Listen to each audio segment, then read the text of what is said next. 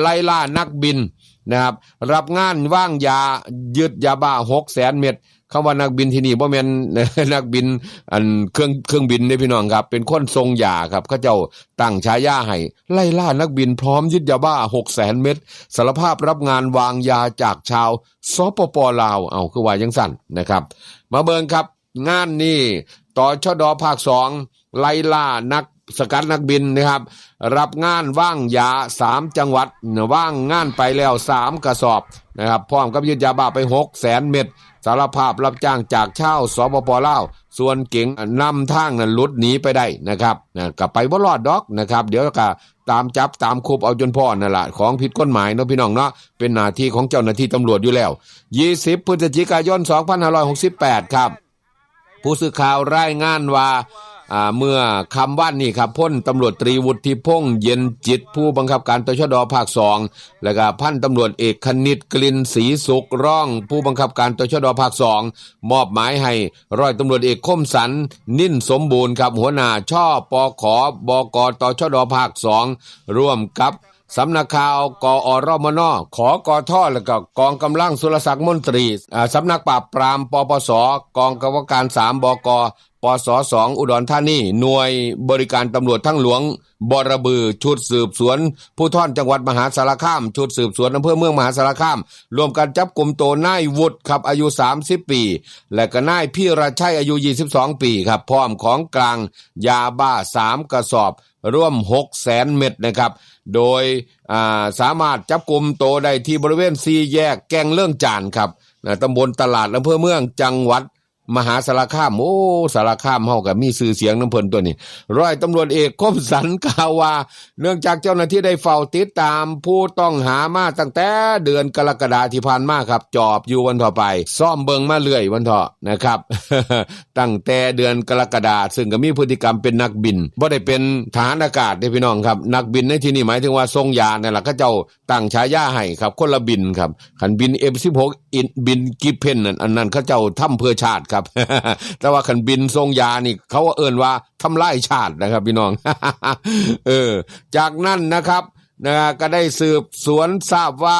กลุ่มผู้ต้องหาใส่รถ2คันครับลำเลียงยาบ้าไปวางตามจุดต่างๆโดยใส่รถเก๋งสีดำเป็นรถนำทางแล้วก็ใส่รถกระบะสีเทาบรรทุกยาบ้าไปวางตามจุดที่ได้นะครับว่างงานไปแล้ว3จุดจุดละ1กระสอบก่อนที่เจ้าหน้าที่จะตามไล่ล่านะครับ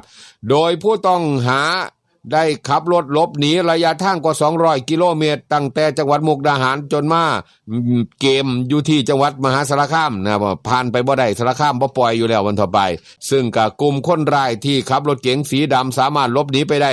นะครับโดยนำรถไปจอดทิ่มเอาไว้ที่พื้นที่อำเภอกุดรั่งมหาสารคามส่วนรถกระบะสีที่ขนยาบ้านั้นเจ้าหน้าที่ได้สกัดจับได้ที่บริเวณ4แยกแกงเลื่องจานครับเมื่อตรวจสอบพบยาบ้า3กระสอบพี่น้องครับประมาณ600,000 เม็ดนะครับซึ่งก็หากร่วมยาบ้าที่ไปว่างแล้ว3กระสอบจะหลายกว่า1,200,000 เม็ดนะครับซึ่งก็จุดล่าสุดที่ผู้ต้องหานำไปว่างก็คืออำเภอหน้าเชือกมหาสารคามแต่เจ้าหน้าที่กระทำการจับกุมได้ก่อนเพิ่นว่าทั้งนี้ครับผู้ต้องหารับสารภาพว่ารับจ้างจากชาวลาวสปป.ลาวเจ้าหน้าที่ก็เลยได้แจ้งข้อหานะครับร่วมกันกับพวกที่หลบหนีจำหน่ายยาเสพติดให้โทษประเภทหนึ่งเมทแอมเฟตามีนหรือยาบ้าโดยมิไว้จำหน่ายอันเป็นการกระทำเพื่อการฆ่าก่อให้เกิดการแพร่กระจายในหมู่ประชาชนและกระทบต่อความมั่นคงของรัฐหรือความปลอดภัยของประชาชนทั่วไปทั้งนี้ครับมีรายงานว่าชุดจับกุมดังกล่าวเป็นชุดเดียวกันกับที่สกัดจากขบวนการฆ่ายาบ้าบนสะพานเทพสุดาจังหวัดกาฬสินธุ์เมื่อเดือนที่ผ่านมาซึ่งก็ได้ของกลางตอนนั้น1,200,000 เม็ดนะครับเนี่ยเพิ่นก็ตำรวจเพิ่นรู้เด้เพิ่นมีข้อมูลแต่ว่าเพิ่นต้องเอาให้ค่าหนังค่าเขาอย่าสิยามนะครับผู้ใดเคยเฮ็ดอยู่อย่าสิยามอย่าสิคิดว่ารอดมาได้หญิงถือขโมยจักรยานต้องเดินไปทำงานทุกมื้อครับไปสายดูหลายล่าสุดตกงานแล้วพะนะมาบอกตะลิโตนแล้วเท่านี้แหมนะครับคนที่ลักรถเข้าไปคิดหยังบ่น้อว่าสร้างผลกระทบให้กับชีวิตคนอื่นนะครับ นี่ก็วันที่19พฤศจิกายน2568เมื่อวานนี้ครับผู้สื่อข่าวประจำเมืองพัทยาจังหวัดชลบุรีได้รับการร้องเรียนจากนางสาวสุรินทร์อายุ57ปีผู้ดูแลหอพักแห่งหนึ่งภายในซอย13พระเนียนสร้างนะครับแล้วก็อำเภอบางละมุงจังหวัดชลบุรีหลังเกิดเหตุคนร้ายบุกลักจักรยานที่ใส่ปั่นไปทำงานของลูกบ้านกลางดึกนะก่อนปั่นหลบหนีลอยนวลพร้อมกับเผยว่าผู้เสียหายถึงกับตกงานชีวิตพลิกเลยเพราะบ่มีรถไปเดินทางไปเห็นงานขนาดเราปั่นจักรยานเนี่ยเราบ่ได้ขี่มอเตอร์ไซค์ให้มันเปลืองเป็นมลพิษนะครับกับตะลิโตนเราในเถินคนทำมาหากินนะโดยภาพจากกล้องวงจรปิดบันทึกเหตุการณ์วันที่12พฤศจิกายน2568เวลา 4:08 น.ชัดเจนพบคนร้ายเป็นชายไทยรูปร่างท้วมนะครับแต่งกายดีคล้ายกับชุดกีฬาพะนะสวมรองเท้าผ้าใบสีเขียวนะครับย่างว่นเบิงลาดเล่าอยู่หอพักโดนกว่า10 นาทีก่อนอาศัยจังหวะไล่ผู้คนยกจักรยานของลูกค้านะครับลูกบ้านออกไปที่ถนนแล้วกับปั่นหนีไปอย่างใจเย็นเล่ากับเป็นของเจ้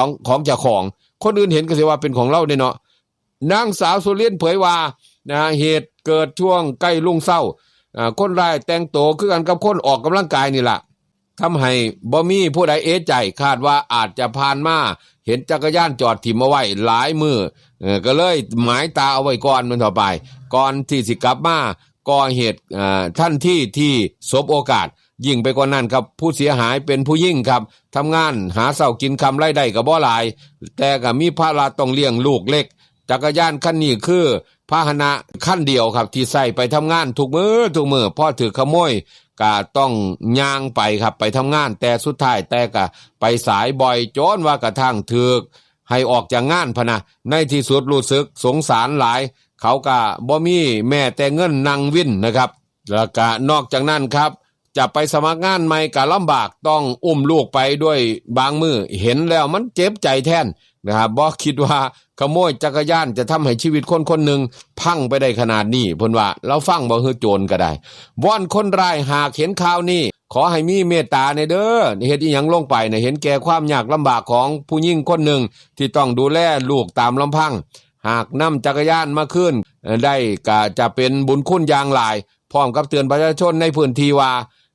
ช่วงนี้ครับคนร้ายในเมืองพัทยามีจำนวนหลายขึ้นควรล็อกสิ่งของทุกอย่างครับอย่าไว้วางใจปลอดภัยเอาไว้ดีที่สุดโดยเฉพาะในหอพักถึงสิมีรปภมีย่ามมีคนซอยเบิงมันก็นะคือจังหวะนั่นล่ะนะเวลามันเกิดขึ้นมันก็เกิดขึ้นตอนคนบ่เห็นนั่นล่ะทั้งนี้ครับผู้ใดพบเห็นบุคคลตามภาพเบาะแสใดๆสามารถแจ้งทีมข่าวได้ในทันทีเพื่อซอยเหลือผู้เสียหายที่กำลังตกอยู่ในความลำบากสุดชีวิตในขณะนี้ครับความเดือดร้อนของลูกหลานที่น้ำท่วมครับเด็กน้อย65ชีวิตอพยพไปเรียนหนังสือนอกโรงเรียนพุ่นน่ะเรียนในโรงเรียนบ่ได้น้ำท่วมพี่น้องเอ้ยครูอพยพเด็กป .1 ถึงป .6 นะครับจากจำนวน65ชีวิตหนีน้ำท่วมสูงในโรงเรียนพาไปสอนหนังสือที่บ้านพักของอดีตประธานชุมชนวันที่20พฤศจิกายน2568ผู้สื่อข่าวรายงานว่าโรงเรียนวิชาวดีนะครับตำบลปากน้ำโพอำเภอเมืองจังหวัดนครสวรรค์ต้องย้ายการเรียนการสอนของเด็กน้อยนักเรียนชั้นประถมศึกษาปีที่1ถึง6จำนวน65คนครับไปจัดการเรียนการสอนชั่วคราวที่บ้านพักของอดีตประธานชุมชนที่อยู่ใกล้กันหลังพื้นที่โรงเรียนอาคารเรียนต่างๆถูกน้ำจากแม่น้ำน่านล้นเข้าท่วมต่อเนื่องเป็นเวลาเกือบ2เดือนแล้วเด็กน้อยบ่เรียนก็บ่ได้พี่น้องครับต้องเรียนเพื่อให้เด็กนักเรียนได้เรียนหนังสือตามหลักสูตรอย่างต่อเนื่องและก็บ่เสียโอกาสทางการเรียนแม้สถานที่ชั่วคราวจะมีความลำบากก็ที่อยู่โรงเรียนทั้งเรื่องโต๊ะเรียนเก้าอี้บ่เพียงพอเก้าอี้มีจำนวนจำกัดสื่อการเรียนการสอนก็บ่ครบถ้วนรวมไปถึงแสงสว่างที่บ่สามารถอำนวยความสะดวกให้ลูกให้หลานแต่ครูของโรงเรียนก็ยังคงพยายามจัดการเรียนการสอนต่อเนื่องเพื่อให้เด็กๆได้เรียนหนังสืออย่างต่อเนื่องตามหลักสูตรและก็ได้บ่เสียโอกาสทางการศึกษาครับครูบุพชาติหมุนสาครูใหญ่เปิดเผยว่าโรงเรียนเปิดภาคเรียนตั้งแต่วันที่3พฤศจิกายนที่ผ่านมาแต่ระดับน้ำภายในโรงเรียนครับยังคงสูงเกินกว่า1 เมตรทำให้บ่สามารถกลับไปใช้พื้นที่ในการ เรียนการสอนตามปกติพร้อมหวังว่าสถานการณ์น้ำจะคลี่คลายโดยเร็วเพื่อให้การเรียนการสอนลูกๆหลานๆกลับมาเป็นสภาวะปกติผลว่าจังสั่นทั้งนี้โรงเรียนวิชาวดีถูกน้ำท่วมนะครับจากแม่น้ำน่านตั้งแต่กลางเดือนกันยายนโอ้ยจนถึงปัจจุบันครับโดยครูก็ยังได้ดูแลเด็กนักเรียนอย่างใกล้ชิดหลีกเลี่ยงการเข้าใกล้พื้นที่น้ำท่วมเนื่องจากระดับน้ำลึกนะครับแล้วก็มีความเสี่ยงสูงที่จะเกิดอันตรายกับเด็กน้อยนะครับโอ้ยลูกหลานเอ้ยเป็นห่วงเป็นใยก็ขอให้ครอบครัวของพวกท่านจำเริญนะอายุเย็นเป็นสุขให้ทำมาค้าขึ้นสุขภาพแข็งแรงนี่ก็เป็นเรื่องเล่าข่าวคราวที่เกิดขึ้นอีกข่าวหนึ่งเกี่ยวกับความทุกข์ยากของคนน้ำท่วมพี่น้องครับสิไปหาหมอแต่ละเทื่อต้องพายเรือไปบ้านก็โอ้ยสิหลับสินอนก็ยากลำบากนะครับเพราะว่าเนื่องจากน้ำท่วมสูงซะแล้วอีพ่ออีแม่ข่อยไปเบิ่งความยากลำบากของพี่น้องอีกมุมหนึ่งครับพื้นที่ลุ่มน้ำเจ้าพระยานะครับแม่ว่าน้ำสิลดลงก็ลดเทละนิด จากเขื่อนลดการระบายน้ำแต่ชาวบ้านยังคงเดือดร้อนเพราะว่าน้ำท่วมนะครับเป็นน้ำท่วมขังสูงต้องพายเรือลุยน้ำไปหาหมอขณะที่รัฐบาลเคาะเงินเยียวยาเพิ่มหลายคนบอกบ่คุ้มกับของที่เสียไปอันนี้ชาวบ้านเพิ่นโอดมาวันต่อไปชาวบ้านตำบลโผงเพงอำเภอป่าโมกจังหวัดอ่างทองยังเดือดร้อนหนักต้องอาศัยอยู่กับน้ำท่วมมาโดนก็2 เดือนแล้วเด้บางครอบครัวอพยพไปอยู่ริมถนนโดยเฉพาะกลุ่มผู้ป่วยต้องพายเรือนะครับยางลุยน้ำหาหมอเพื่อรับยาที่โรงพยาบาลส่งเสริมสุขภาพตำบลบ้านเล่นนะครับทางโรงพยาบาลจะต้องซอยพายเรือ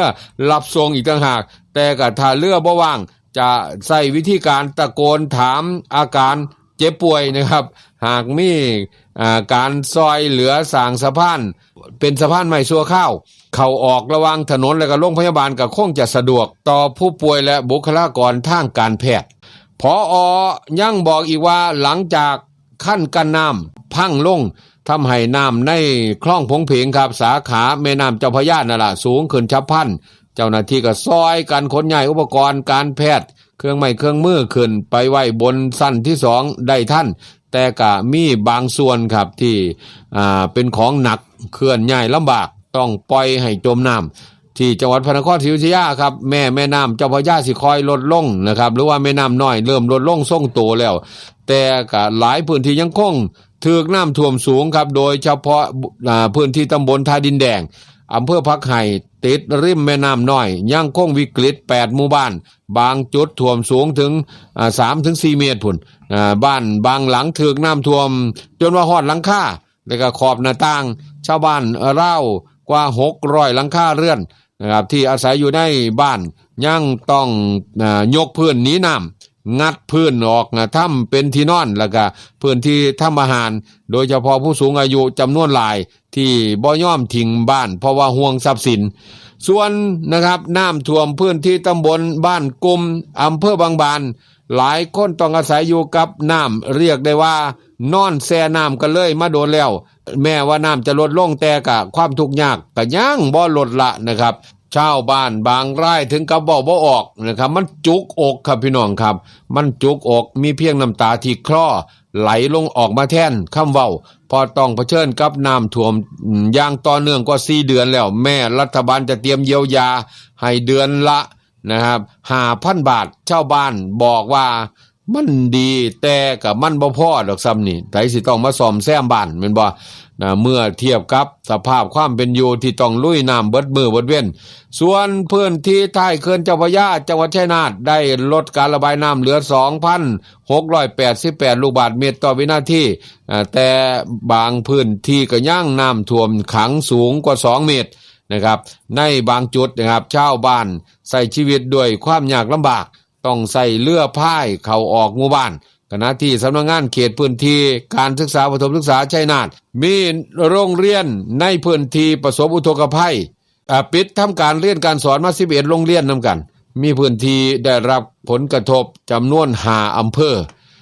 ยังหนักอยู่ครับเดี๋ยวไปยังเป็นทะเลสาบอยู่คลื่นก็แห้งตีบ้านตึมต่ำคนอยู่ก็โอ้ยตะลิโตนเนาะพี่น้องเนาะอยู่สภาพว่าแบบนั้นทุกมือผู้ใดบ่อยู่ในพื้นที่บ่มีทางเข้าใจหรอกครับผมว่านะครับบ่มีทางเข้าใจเด็ดขาดเพราะว่าความยากลำบากของคนในพื้นที่ที่เขาเจ้าพ่อทุกมือทุกเว้นที่เฮ็ดแนวอยู่แนวกินก็ยังยากเลยพี่น้องครับนะครับเขาเจ้าต้องเจอสภาพว่าแบบใดแน่อันนี้เป็นการเยียวยาเพิ่มเติมเป็นการ plus สำหรับคนที่ท่วมขังแล้วก็เป็นเวลานานกว่าอย่างที่บอกเกิน30เกิน60เกิน90แล้วก็เกิน120นะครับก็จะเป็นอัตราที่เพิ่มเติมขึ้นไปพูดง่ายๆก็เป็นรายเดือนนั่นแหละข้าไปเบิ่งข่าวต่อจับซีมอดไม้บุกรุกป่าสงวนเอ้าเพิ่นว่าล่ะตัดไม้หวงห้ามตามคำสั่งในทุนใหญ่หากินน้ำปลาน้ำเมืองนี่จักหน่อยสิว่ามีหอดต้นไม้ให้เศร้าห่มในแดดร้อนๆนี่พี่น้องเอ้ยพากันเฮ็ดจังไดจังค่อยไปนะต้นไม้กวดที่สิใหญ่แต่ละต้นใส่เวลาจัก10-20 ปีอย่างหน่อยนะครับนี่ก็จะปลูกทดแทนได้บ่คันได้ตัดลงล่ะวันที่19พฤศจิกายน2568ครับนายทรงศักดิ์กิติธากรผอ.สำนักจัดการทรัพยากรป่าไม้ที่13สงขลาสั่งการให้เจ้าหน้าที่หน่วยป้องกันรักษาป่าที่สข6นะครับสบ้าย่อยหน่วยป้องกันและพัฒนาป่าไม้สบ้าย่อยร่วมกับเจ้าหน้าที่ชุดสายตรวจครับส่วนกลางอุทยานแห่งชาติสันกาลาคีรีนะครับเจ้าหน้าที่หน่วยปฏิบัติการพิเศษที่4สปปที่4ภาคใต้เจ้าหน้าที่ชุดปฏิบัติการพิเศษป่าไม้สงขลาเจ้าหน้าที่ชปป่าไม้นะครับชกตชด43ร้อยตชด433และก็เจ้าหน้าที่ฝ่ายปกครองท้องที่ผู้ใหญ่บ้านกำนันผู้ซอยต่างๆบ้านไร่เหนือหมู่ที่2ตำบลบาโหยนะฮะอำเภอสะบ้าย่อยจังหวัดสงขลาเดินทางขึ้นภูเขาสูงครับไปตรวจสอบการบุกรุกตัดป่าบุกรุกป่าต้นน้ำพะนะหลังจากข่าวแจ้งว่ามีการแผ่วถางเปิดป่าทำถนนขึ้นไปยั่งภูเขาโดยเจ้าหน้าที่ต้องใช้รถขับเคลื่อน4ล้อครับเดินทางไปยั่งพื้นที่เป้าหมายครับโอ้จนสร้างถนนแล้วพี่น้อง กระทั่งถึงพื้นที่ป่าสงวนแห่งชาติป่าเขาโตะเทพกะพ่อกับการลักลอบตัดไม้ทำลายป่าไถป่าทำถนนขึ้นไปยังแปลงป่าที่บุกรุกเป็นป่าต้นน้ำพี่น้องอยู่ในพื้นที่หมู่ที่2ตำบลบาโหยอำเภอสะบ้าย่อยจังหวัดสงขลากระทั่งถึงเป้าหมายกะพ่อชาย4คนกำลังพากันตัดไม้ยางพาราที่ถูกทิ่มร่างเอาไว้นะครับ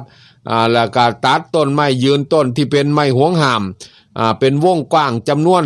หลายวันต่อไปเจ้าหน้าที่ก็เลยได้แสดงตัวเข้าจับกุมพร้อมกับยึดของกลางพร้อมกับเลื่อยย่นเลื่อยโซ่ยนต์จำนวน2เครื่องน้ำกันรถแบ็คโฮจำนวน1คันแล้วก็รวมทั้งรถยนต์10ล้ออีกจำนวน1คันรถยนต์6ล้อจำนวน1คันรถไถจำนวน1คันโดยเก็บข้อมูลวัดค่าพิกัดรอบแปลงพื้นที่ป่าสงวนแห่งชาติดังกล่าวบุกรุกแผ่วถางไปทำลายไปทั้งหมด7ไร่56ตารางวาเพิ่นว่าจากนั้นครับเจ้าหน้าที่หน่วยป้องกันรักษาป่าที่สข6สะบ้าย่อยควบคุมตัวชายทั้ง4คนนะครับพร้อมของกลาง5รายการส่งต่อพนักงานสอบสวนสพสะบ้าย่อยเพื่อดำเนินคดีตามกฎหมายจากการสืบสวนพบว่าการบุกรุกพื้นที่ป่าสงวนแห่งชาติ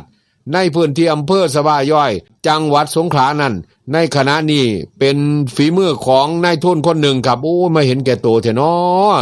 นะครับจนแต่อยากอายดีว่าซึ่งก็อยู่ในพื้นที่ใกล้เคียงกับอำเภอสะบ้าย่อยครับได้ว่าจ้างให้ชาวบ้านบุกรุกแผ่วถางป่าเลิก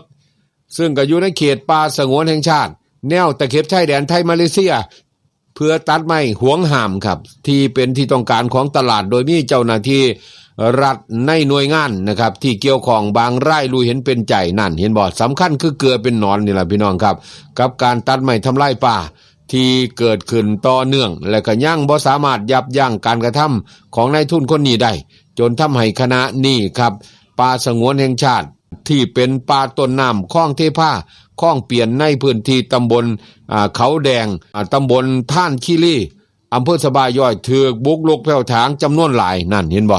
มื้อหนึ่งถ้าเกิดฝนตกบ่เศร้าดินถล่มลงมาแดงจึงคืงก็ไปโทษไผบ่ได้เลยนะครับโทษเจ้าหน้าที่ภาครัฐให้เขาไปซอยก็บ่ได้ครับเพราะหยังพอปลาต้นน้ำมองผลิตน้ำให้กินให้ใส่นี่นะครับมองฝนตกมาน้ำเอาไว้บ่ให้มันท่วมนี่นะครับถูกทำลายป่าเพราะหยังเพราะคนเดียวคน2คนหรือว่าคนน้อยๆนี่ล่ะครับที่เห็นแก่ตัวเอาประโยชน์แต่ผู้เดียวนะครับถิ่มภาระปัญหาให้กับคนที่เป็นมนุษย์ร่วมโลกร่วมประเทศเดียวกันนี่นะครับเห็นแก่ตัวตัวเนาะนะรวยเอาหาลังเทื่อค้าขายบ่ต้องลงทุนหยังหลายครับลงทุนแต่จ้างคนที่ต้องการเงินต้องการที่แบบว่าคนยากลำบากอยากได้เงินนะครับเขาจ้างไปเฮ็ดหยังก็ไปนี่เขาให้ไปตัดไม้ทำลายป่าก็ไปบัดถูกจับเขาเพิ่นบ่ถูกจับบัดที่นี่นะครับสืบไปสืบมาเจ้าหน้าที่ซอยเหลือเจ้าหน้าที่ก็บ่ถูกดำเนินการบัดที่นี่ออกข่าวก็ดำเนินการอยู่นั่นแหละครับเฮาบ่ได้อยู่ในพื้นที่เนาะนี่ล่ะมันขึ้นอยู่กับจิตสำนึกของคนนี่ผมว่าคนเดียวคือจังอาจารย์เฉลิมชัยเว้านะครับผู้ใดได้ยินเราเว้าบ่คนเดียวนี่สามารถทำลายก็ได้นะครับสามารถสร้างสรรค์ก็ได้แม่นความลาวอีหลีครับโดยเฉพาะคนที่คิดว่านะครับเจ้าของเฮ็ดแล้วได้ประโยชน์คนอื่นเสียประโยชน์บ่สนใจผู้ใดแต่สุดท้ายก็แต่ละคนก็จากล่าโลกนี้ไปครับจากไปบางคนก็ทิมนะครับความหวังไว้ให้กับผู้อื่นเด้เป็นความหวังที่ดีนั่นถือว่าเป็นสิ่งที่ดีบางคนก็ทิมปัญหาให้กับผู้อื่นเจ้าของนะครับแมบแก้ไปแล้วผู้อื่นต้องตามแก้ปัญหาน้ำก้นอันนี้ก็ลำบากคือกันนะพี่น้องว่าบ่